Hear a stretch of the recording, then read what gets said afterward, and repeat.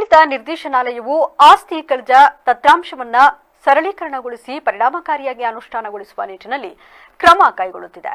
ಈಗಾಗಲೇ ಈ ಆಸ್ತಿ ಖಾತೆಗಳನ್ನು ಹೊಂದಿರುವವರು ತಮ್ಮ ಆಸ್ತಿ ಖಾತೆ ಪ್ರತಿಗಳಲ್ಲಿ ದೋಷ ತಪ್ಪುಗಳಿದ್ದಲ್ಲಿ ಸರಿಪಡಿಸಿಕೊಳ್ಳಬಹುದಾಗಿದೆ ಎಂದು ಪಟ್ಟಣ ಪಂಚಾಯಿತಿ ಅಧ್ಯಕ್ಷ ಎಸ್ಎಸ್ ಪ್ರದೀಪ್ ಕುಮಾರ್ ತಿಳಿಸಿದರು.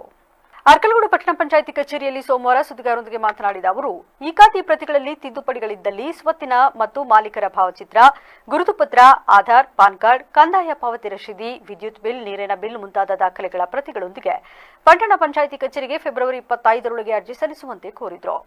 ಮುಖ್ಯಾಧಿಕಾರಿ ಬಸವರಾಜಪ್ಪ ಟಾಕಪ್ಪ ಶಿಗ್ಗಾವಿ ಮಾತನಾಡಿ, ಆಸ್ತಿ ಖಾತೆದಾರರು ಅಂತರ್ಜಾಲದಲ್ಲಿ ಕೆಎಂಎಫ್ 24 ಅಪ್ಲಿಕೇಶನ್ ಡೌನ್ಲೋಡ್ ಮಾಡಿಕೊಂಡು ಸಿಟಿಜನ್ ಭಾಗದಲ್ಲಿರುವ ಪ್ರತಿಯೊಂದಿಗೆ ನಿಮ್ಮಲ್ಲಿರುವ ಪ್ರತಿಯನ್ನ ತಾಳೆ ನೋಡಿ ತಪ್ಪು ದೋಷಗಳನ್ನು ಗುರುತಿಸಿ ತಪ್ಪುಗಳಿದ್ದಲ್ಲಿ ಅಗತ್ಯ ದಾಖಲೆಗಳೊಂದಿಗೆ ಅರ್ಜಿ ಸಲ್ಲಿಸಿದಲ್ಲಿ ತಿದ್ದುಪಡಿ ಮಾಡಲಾಗುವುದು. ಕಾಲಾವಕಾಶ ಕಡಿಮೆ ಇದ್ದು ಜನರು ತ್ವರಿತವಾಗಿ ಈ ಕುರಿತು ಗಮನ ನೀಡಿ ತಮ್ಮ ಆಸ್ತಿ ದಾಖಲೆಗಳನ್ನು ಸರಿಪಡಿಸಿಕೊಳ್ಳಬೇಕು. ಸಾರ್ವಜನಿಕರಿಗೆ ಈ ಕುರಿತು ಮಾಹಿತಿ ನೀಡಲಾಗುತ್ತದೆ. ಒಂದೆರಡು ದಿನದಲ್ಲೇ ವಾರ್ಡ್ ಸಭೆಗಳನ್ನು ನಡೆಸಿ ಈ ಕುರಿತು ಅರಿವು ಮೂಡಿಸುವುದಾಗಿ ಹೇಳಿದರು. ಸಾರ್ವಜನಿಕ ಪ್ರಕಟಣೆ.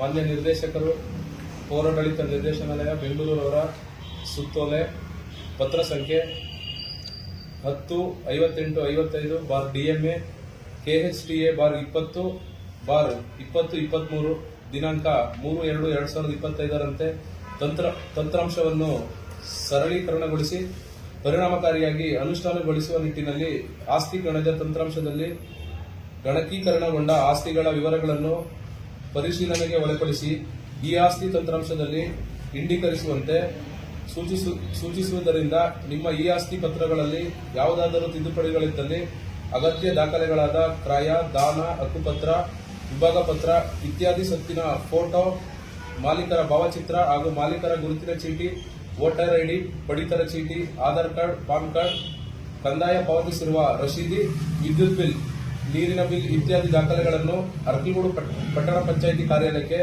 ದಿನಾಂಕ 25/2/2025ರೊಳಗೆ ಸಲ್ಲಿಸುವಂತೆ ಪಟ್ಟಣ ಪಂಚಾಯಿತಿ ವ್ಯಾಪ್ತಿಯ ಎಲ್ಲ ಆಸ್ತಿ ಮಾಲೀಕರುಗಳಿಗೆ ಈ ಮೂಲಕ ತಿಳಿಯಪಡಿಸಿದೆ.